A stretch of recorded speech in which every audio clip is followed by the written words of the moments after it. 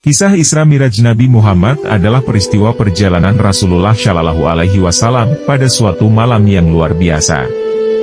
Pada malam tersebut, Nabi Muhammad Shallallahu Alaihi Wasallam melakukan perjalanan dari Masjidil Haram di Makkah menuju Masjid Al-Aqsa di Yerusalem.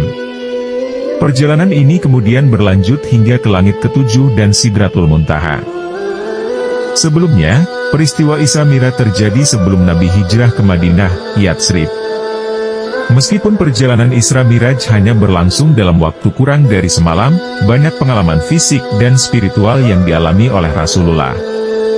Salah satu momen penting dalam peristiwa ini adalah ketika Nabi Muhammad Shallallahu Alaihi Wasallam menerima perintah untuk melaksanakan sholat 5 waktu dari Allah Subhanahu Wa Taala.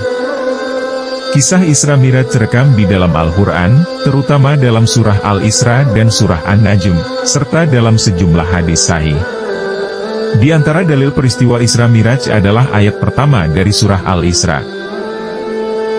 Artinya, Maha Suci, Allah, yang telah memperjalankan hambanya, Nabi Muhammad, pada malam hari dari Masjidil Haram ke Masjidil Aqsa yang telah kami berkahi sekelilingnya agar kami perlihatkan kepadanya sebagian tanda-tanda kebesaran kami.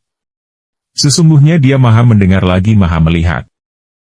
Perjalanan Isra Miraj menggambarkan kebesaran kekuasaan Allah dan menegaskan keistimewaan kedudukan Nabi Muhammad Shallallahu Alaihi Wasallam di hadapannya.